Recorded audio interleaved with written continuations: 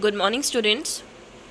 Students, in the last video or in the last class, we had started the working zone of chapter 2, and in the last class, we had completed the A exercise or working zone of this chapter. Before moving forward, I just want to give you an advice that kindly quickly which I had taught you in the last few videos means you have to revise chapter number 2 only, which had been taught to you in the last videos, so that you will be able to understand it more properly. So just for your convenience, once more I am reminding you all the concepts which I had taught in the last video. The chapter was about kinds of sentences. How many kinds of sentences we have read in this chapter? 5. That is assertive, which is also called declarative, imperative, interrogative, imperative, and optative, exclamatory. Once again I am repeating: assertive, interrogative, imperative, exclamatory, and optative. Assertive are those sentences which are just simple statements. Interrogative are the sentences in which questions are asked, in which question is asked. Then comes imperative. Imperative are those sentences which include request, command, order, advice, suggestion. All these sort of sentences are called imperative sentences. Exclamatory sentence. Exclamatory sentence are those sentences in which sudden feelings are expressed. Optative sentence are those sentences in which wish is expressed. So all these are the type of sentences. So let's start our today's concept, which is related to do, does, did. What we have to do in this exercise, let's read the heading. Write question beginning with do, does and did for these answers. इसमें हमको already sentences दिए हुए हैं, means answers दिए हैं. जैसे कि first वाले में yes I love chocolates and ice cream, इसका क्वेश्चन बनाना है. प्रॉब्लम ये है कि इसमें डू यूज़ करना है, डज यूज़ करना है या फिर डिड यूज़ करना है. So let's just know about the concept of do, does and did. Before doing this whole exercise, that is exercise B, what is important? It is important to properly understand the concept of do, does and did. So let's understand it first. So here comes our concept related to do, does and did. How many kinds of verbs are there? Verbs होते हैं दो तरीके के. That is first helping verb and main verb. Main verb कैसे, जो हम काम कर रहे हैं, दैट इज़ एक्शन परफॉर्म्ड. जैसे कि खेल रहे हैं, we are playing, dancing, eating, singing, all these are main verbs. Examples लिखे हैं: work, eat, drink, play, go, come, sing, dance, etcetera. और भी बहुत सारे इस तरीके के वर्ड्स बोलते हैं इनको मेन वर्ब्स, जहाँ पे एक्चुअली एक्शन परफॉर्म होता है. हेल्पिंग वर्ब्स क्या होते हैं, which is written on the left side. Examples are written over है: is, am, are, was, were, will be, shall be, has, have, had. These are the commonly used helping verbs. जैसे कि helping verb कहाँ use करते हैं? हमेशा main verb के पहले. अगर मेन वर्ब भी है सेंटेंस में हेल्पिंग वर्ब भी है, तो हेल्पिंग वर्ब हमेशा मेन वर्ब के पहले यूज़ की जाती है. Let's understand more about it. Now what is written over है? Helping verb is used to make negative, interrogative और question sentence.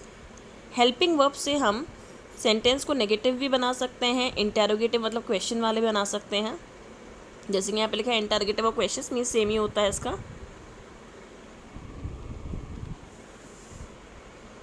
अगर सेंटेंस में हेल्पिंग वर्ब है, just for example is, am, are है, वॉज, वर है, has, have, had है, तो उसके जस्ट बाद नॉट लगता है. जैसे कि is not, for example she is singing, इसका नेगेटिव क्या हो जाएगा, हेल्पिंग वर्ब ढूंढेंगे पहले, इसमें हेल्पिंग वर्ब है इज़, इसके जस्ट बाद नॉट लगाएंगे, शी इज़ नॉट सिंगिंग, मतलब हेल्पिंग वर्ब के जस्ट बाद नॉट लग जाता है।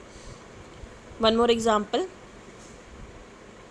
Mohan and Raju are studying, negative बनाना चाहेंगे तो क्या हो जाएगा, Mohan and Raju are not studying. इस तरीके से ही वॉज वर्ब में भी यूज़ किया जाता है।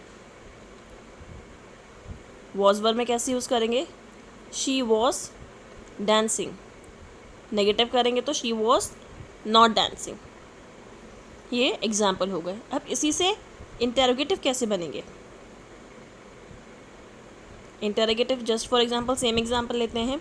अभी एग्जाम्पल क्या लिया था, शी वॉज डांसिंग। इंटेरोगेटिव बनाते टाइम हेल्पिंग वर्ब सब्जेक्ट के प्लेस पे आ जाती है और सब्जेक्ट हेल्पिंग वर्ब के प्लेस पे आ जाता है। मतलब शी वॉज डांसिंग में सब्जेक्ट है शी, वॉज है helping verb, interchange the position, was she dancing. मतलब क्या, हम लोग हेल्पिंग वर्ब का ही यूज़ करके उसका क्वेश्चन बनाते हैं। सेंटेंस को कैसे बनाते हैं, इंटरोगेटिव बनाते हैं।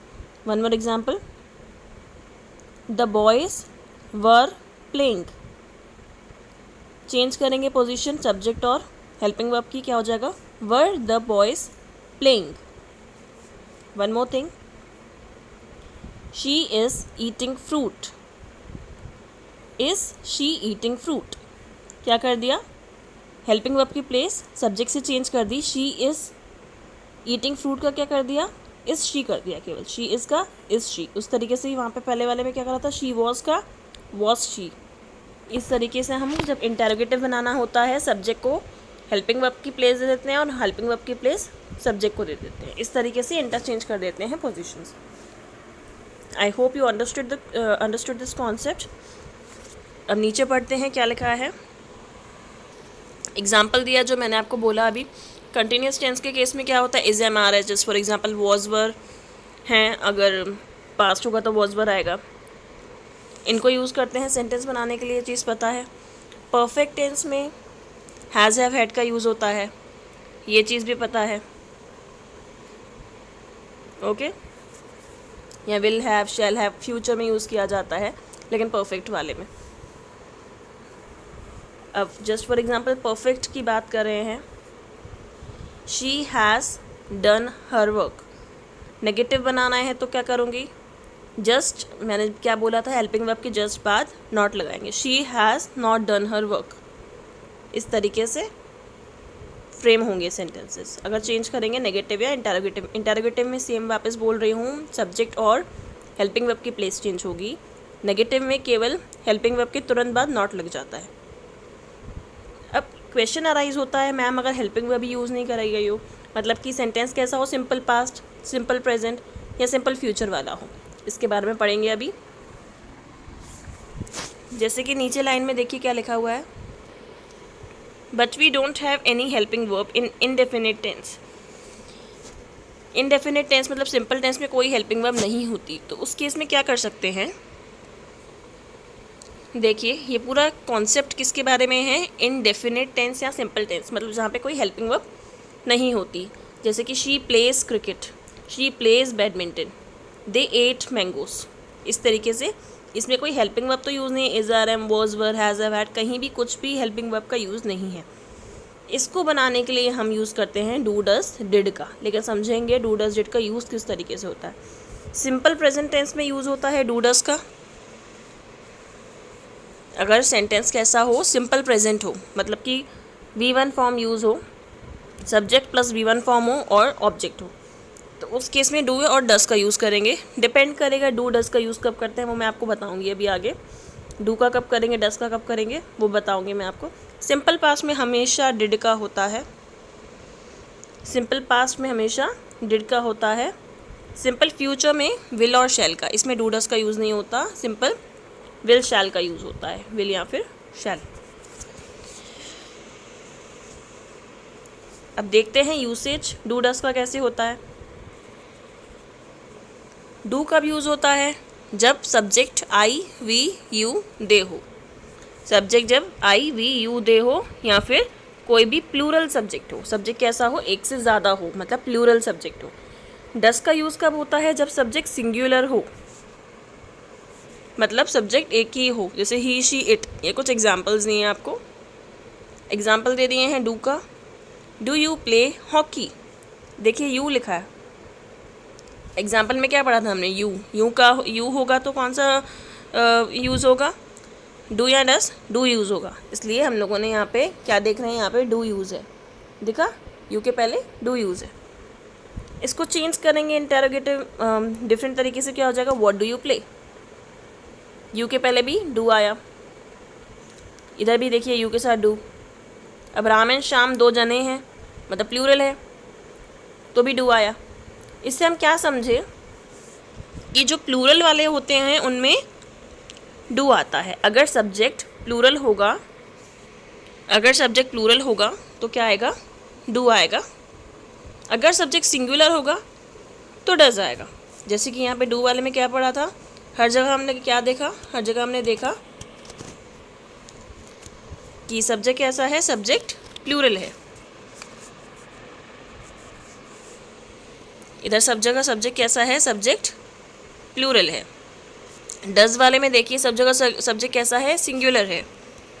नेक्स्ट पढ़ेंगे, कुछ एग्जाम्पल्स और हैं डज के बारे में, एग्जाम्पल्स हैं जैसे कि इधर ही है, सब्जेक्ट कैसा है, सिंगुलर है, ही क्या है, यहाँ पे सब्जेक्ट है। पूरा पढ़ के देखिए sentence, does he like to work with you, subject क्या है इधर, ही, तो ही के साथ क्या आना है, डज। इधर भी ही, तो ही के साथ डज, ही डज। शी भी होता तो भी डज, इट होता तो भी डज, क्योंकि सिंगुलर है। इधर केवल राम है, सिंगुलर है, तो डज। अगर दे आएगा तो डू हो जाएगा, लेकिन सिंगुलर होगा तो क्या आएगा, डज। वापस से रिपीट करवा रहे हैं, सिंपल प्रेजेंट टेंस में अगर प्लूरल सब्जेक्ट होता है तो डू आएगा, सिंगुलर सब्जेक्ट होगा तो डज आएगा। डिड, डिड किसके साथ आता है, सिंपल पास्ट वाले सेंटेंसेस में आता है। एग्जाम्पल लिखे हुए हैं नीचे, ही लिखा है, इसको एक बार हाइड कर देंगे, जैसे सपोज यहाँ नहीं लिखा हुआ है कुछ भी, ही स्मोक बिफोर।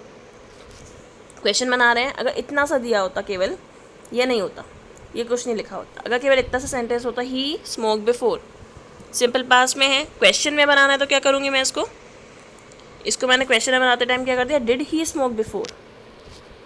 सिमिलरली नेगेटिव में चेंज कर रही हूँ, तो ही स्मोक बिफोर अगर सेंटेंस है तो he did not smoke before हो जाएगा। क्वेश्चन पूछ रहे हैं, why did he smoke, question mark आएगा यहाँ पे। व्हाट डू यू डू, इस तरीके से यूज़ होते हैं।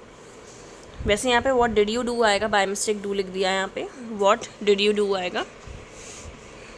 नेक्स्ट अब हम करेंगे, आई होप आप समझ चुके हैं कि कैसे किस तरीके से चेंज होते हैं। इंटरोगेटिव होते हैं, इंटरोगेटिव में चेंज करना होता है, सब्जेक्ट के पहले लगता है do does did. Present tense में सेंटेंस है तो डू या डज में से लगेगा, उसके बाद भी देखना पड़ेगा प्रेजेंट टेंस में है लेकिन सब्जेक्ट कैसा है, सिंगुलर है तो डज, प्लूरल है तो do.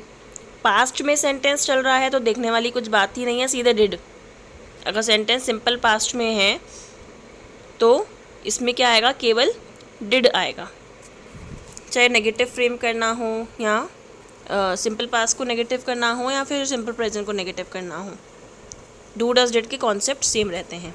So let's start the exercise.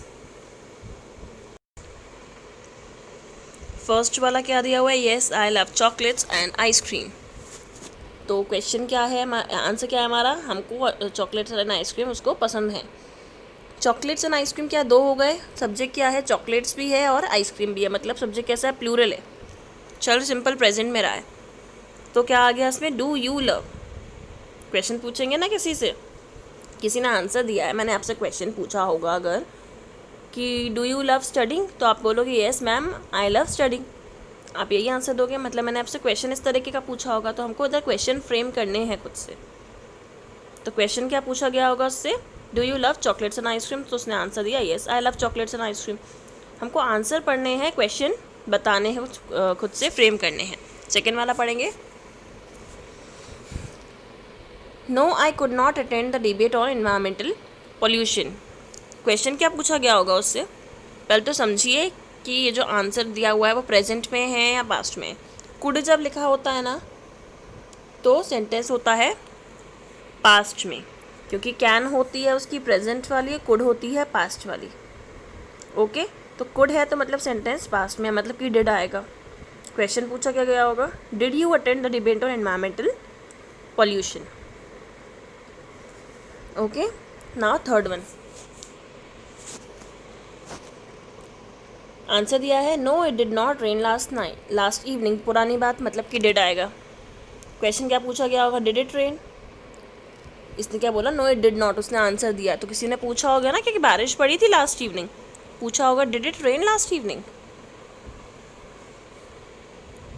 Next answer दिया हुआ है yes your mother gave me the money yesterday. Question पूछा है, क्या पूछा गया होगा अगर वो बोल रहा है कि हाँ तुम्हारी मम्मा ने मुझे मनी दी थी कल, तो पूछा गया होगा क्या मेरी मम्मा ने आपको मनी दी थी कल। तो उसने पूछा did my mother give you the money yesterday. Okay, एक और चीज़ ध्यान दीजिए, यहाँ पे गिव लिखा था, इधर जाके गिव क्यों हो गया, क्योंकि जब डिड आता है डिड के साथ हमेशा, डिड आ गया ना यहाँ पे, डिड डू डस कुछ भी हो, डिड के साथ हमेशा क्या आती है, V1 फॉर्म आती है, इसलिए हमने इसको गिव की जगह गिव कर दिया। सब जगह ये चीज़ ध्यान देंगे। नेक्स्ट आंसर दिया है no I do not like to fly kites. Question क्या पूछा गया होगा, do you like to fly kites.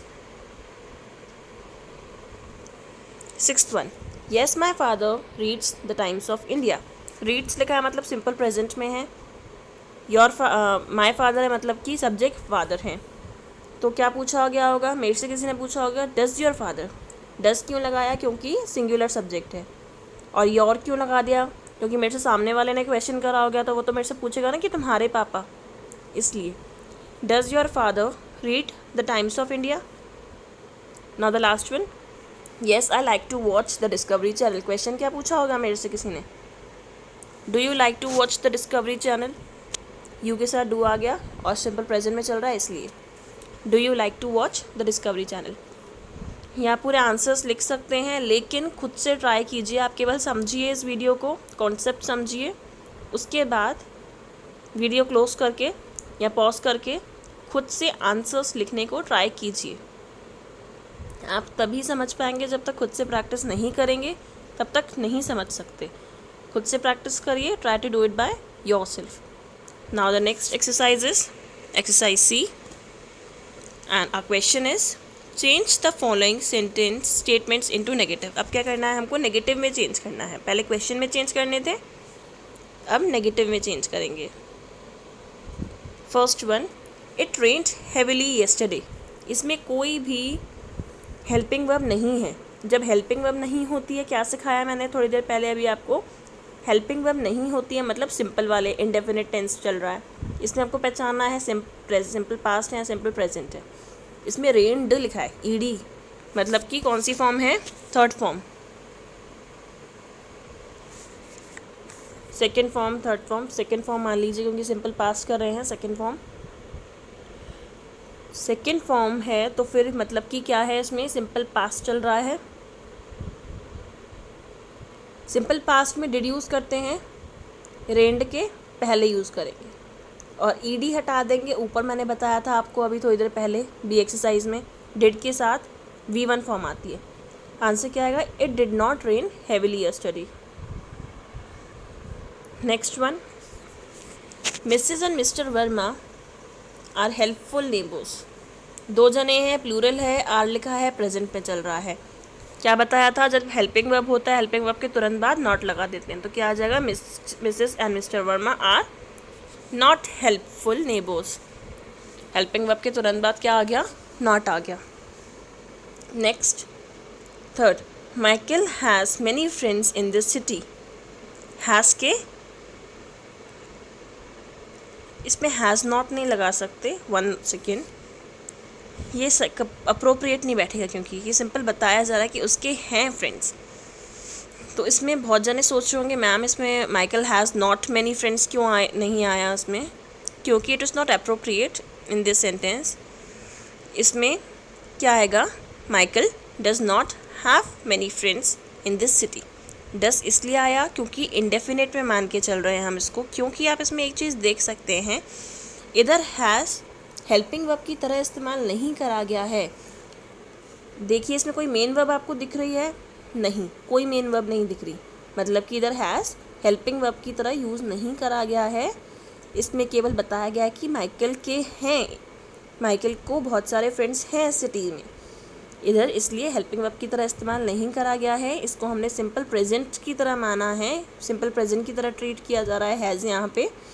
इसलिए सेंटेंस क्या हो गया, हैज़ को हैव में चेंज कर देंगे, क्योंकि इधर देखिए इधर हैज़ था, इधर हैव में चेंज हो गया। आंसर लिखते टाइम क्योंकि डस का यूज़ कर रहे हैं। माइकल सिंगल जना है, सिंगुलर है, इसलिए डज आएगा। Michael does not have many friends in this city. Fourth, Jimmy Fernandes played the drum at the concert. Played लिखा है इधर, मतलब कि कौन सा है, सिंपल पास्ट। प्ले के पहले क्या आ जाएगा, डिड, और नॉट तो आ ही जाता है, बताया था नेगेटिव चेंज करते हैं, डू डज डिड के बाद नॉट लगता है। Jimmy Fernandes did not play the drum at the concert. Fifth question है, स्टेटमेंट है, the horse is an agile animal. मैंने अब बताया था जहाँ पे हेल्पिंग वर्ब उसके तुरंत बाद नॉट यूज़ करेंगे, इस हेल्पिंग वर्ब दिख गई, इसके बाद नॉट यूज़ कर लिया, क्या गया, the horse is not an agile animal. Sixth पढ़ेंगे, the sofa cloths looked old and shabby. Looked लिखा है, सिंपल पास्ट फॉर्म है, लुक के पहले डिड नॉट लगा देंगे क्योंकि पास्ट है, तो दो सोफ़ा क्लोथ्स तक सेम, फिर did not look. Understood? Past चलता है तो क्या लगा देते हैं, मेन वर्ब के पहले डिड नॉट लगा देंगे। प्रेजेंट चलता है तो डज नॉट या डू नॉट, जैसा सब्जेक्ट होगा उसके अकॉर्डिंग डज नॉट या डू नॉट लगता है। इधर क्या आएगा, the sofa cloths did not look old and shabby. Seventh one, the pups and kittens are very helpful creatures. अब इधर आर लिखा है तो आर के तुरंत बाद नॉट लगाएंगे, देखिए नीचे, the pups and kittens are not very helpful creatures. Eighth क्या है, that blue car belongs to Priyanka.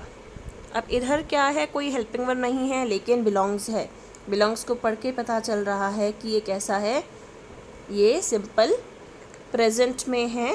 Blue car लिखा है सब्जेक्ट, और ब्लू कार जो सब्जेक्ट है ये सिंगुलर है, मतलब कि डज आएगा। आंसर क्या होगा, that blue car does not belong to Priyanka. S मत लगाना क्योंकि इसमें V1 फॉर्म आती है सिंपल, SES नहीं आएगा। That blue car does not belong to Priyanka will be the answer. देखिए समझ आया answer, does not belong to Priyanka. Ninth, colourful flowers bloom in spring. Bloom क्या है इधर, सिंपल प्रेजेंट में चल रहा है। कलरफुल फ्लावर्स लिखा है, फ्लावर्स किस में है, प्लूरल है, इसलिए डू आएगा। Colourful flowers do not bloom, bloom के पहले डू नॉट आ गया, do not bloom in spring. Tenth देखेंगे, the clock has just struck 1। Has helping verb है यहाँ पे, तो यहाँ पे आ गया the clock has not just struck 1, helping verb के तुरंत बाद नॉट लगा दिया। नाउ नेक्स्ट एक्सरसाइज, ये एक्सरसाइज भी खुद से करने की कोशिश करेंगे बिना देखे, समझिए, वीडियो पॉज कीजिए या बंद कीजिए, खुद से अपनी जो बुक है आपके पास उसमें प्रैक्टिस कीजिए, तभी समझ पाएंगे। Again and again I am saying this. Next,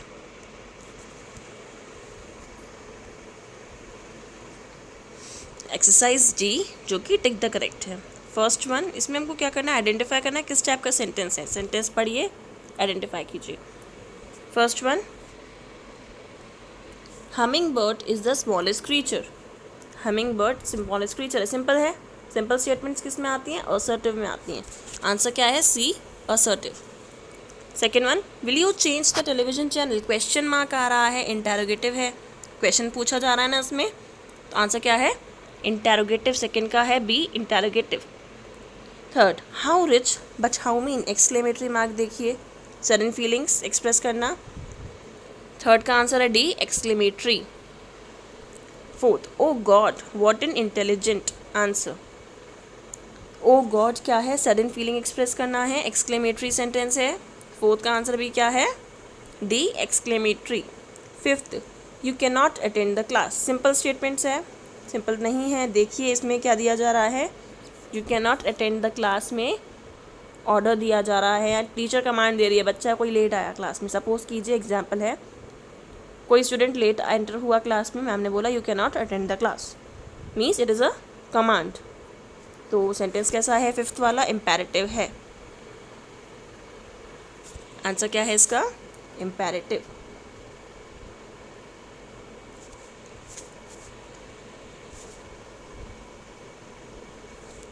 okay, now next one E. ये एक्सरसाइज भी हमारी टिक द करेक्ट ऑप्शंस की है। लेट्स सी, इसमें चेंज करने को दिया, ब्रैकेट्स में देखिए क्वेश्चन दिया हुआ है, लिखा है चेंज टू इम्पेरेटिव। फर्स्ट वाले में क्वेश्चन पढ़ेंगे, we should never play on the road. पहले सेंटेंस किस में, असर्टिव में है, इसको हमको किस में चेंज करना है, इम्पेरेटिव में चेंज करना है। पढ़िए फर्स्ट वाला क्या है, ए में लिखा है never play on the road, B में लिखा है should we not play on the road, C में do not play on the road, D में should we play on the road. तो इंटेरोगेटिव तो हो नहीं सकते, क्योंकि क्वेश्चन मार्क या इंटेरोगेटिव में आते हैं। हमको किस में चेंज करना है, हमको चेंज करना है इम्पेरेटिव में, मतलब कि रिक्वेस्ट, कमांड, ऑर्डर, एडवाइस, ये सब होना चाहिए। तो रिक्वेस्ट, कमांड, ऑर्डर, एडवाइस किस में लग रही है हमको, एक चीज़ दिख सकती है, सारी इकट्ठी नहीं। जैसे लिखा है do not play on the road, मतलब क्या है, ऑर्डर दे रहे हैं, रोड पे मत खेलो। आंसर क्या है, सी, फर्स्ट का सी इम्पेरेटिव है, do not play on the road. Second में क्या लिखा हुआ है, have you stolen the pens, change किस में करना है, एक्सक्लेमेटरी में। देखिए एक्सक्लेमेशन मार्क, ये एक तो पहचान होती है ना एक्सक्लेमेटरी सेंटेंसेस की, एक्सक्लेमेशन मार्क आता है। डी वाले में दिख रहा है, पढ़ के देखेंगे सारे। पहले वाले में you have stolen the pens assertive है, हमको एक्सक्लेमेटरी में चेंज करना है। सेकंड में where have you stolen the pens interrogative है, रॉन्ग, मतलब एक्सक्लेमेटरी में चेंज करना है। सी वाले में how you have stolen the pens, ये भी इंटेरोगेटिव है, रॉन्ग। डी में लिखा है oh man you have stolen the pens, answer क्या है हमारा, सेकंड का D, oh man you have stolen the pens. Third में she is not a singer, change करना है किस में, इंटेरोगेटिव में, क्वेश्चन पूछ रहे हैं। अभी चेंज करना सिखाया मैंने आपको, इंटेरोगेटिव में अगर हेल्पिंग वर्ब दिया रहता है तो प्लेस चेंज कर देते हैं सब्जेक्ट की और हेल्पिंग वर्ब की, मतलब इसकी जगह ये आ जाएगा, किसकी जगह, शी की जगह इस और इसकी जगह शी। देखिए यहाँ पे आई इस शी, कहाँ पे है, पहले वाले में शी इज़ अ सिंगर, नहीं, रॉन्ग, इंटेरोगेटिव में चेंज करना है। डी में इज शी अ सिंगर, ये भी रॉन्ग। क्यों रॉन्ग है, क्योंकि हमारा सेंटेंस नेगेटिव में है, नॉट लिखा है, तो हमारे जो आंसर होगा उसमें भी नॉट आना चाहिए। सी में लिखा है she is she not a singer, means ये वाला सही है, करेक्ट। क्वेश्चन का क्वेश्चन पूछ रहे हैं और सेम सेंटेंस है ऊपर जैसा, is she not a singer. Third का आंसर क्या है, C is she not a singer. Fourth, does the boy swim in a pool, change करना है असर्टिव में, सिंपल स्टेटमेंट में। फर्स्ट वाले में the boy swims in a pool, simple, तो फोर्थ का आंसर क्या है, A, the boy swims in the pool. Fifth में दिया है life in a metro is difficult, change करना है एक्सक्लेमेटरी में, आंसर क्या हो सकता है इसका, life in a metro is not difficult, wrong, negative में थोड़ी ना चेंज करना है, एक्सक्लेमेटरी में चेंज करना है। बी, इस life is in a metro difficult, ये भी रॉन्ग, क्योंकि इंटेरोगेटिव में चेंज नहीं करना है। C, how difficult the life in a metro is, ये आपको इधर जो लिखा हुआ है ना पंक्चुएशन मार्क, ये एक्सक्लेमेटरी मार्क यूज़ करा गया है, शो नहीं हो रहा है, बुक में भी थोड़ा सा प्रिंट ऐसा है, क्योंकि इसके जो ब्रैकेट्स हैं और जो एक्सक्लेमेटरी मार्क है वो आपस में मिक्स हो गए हैं। तो यहाँ पे देख लीजिएगा, ये फुल स्टॉप नहीं, एक्सक्लेमेटरी मार्क है। तो आंसर क्या है हमारा, C, how difficult the life in a metro is. Fifth का आंसर है सी। ओके, एक बार वापस पढ़िए पूरा चैप्टर, खुद से सॉल्व करने की कोशिश कीजिए। Try to do this by yourself so that you will get all the concepts very clearly. So that's it for today. We'll start the next chapter in the next video. Thank you.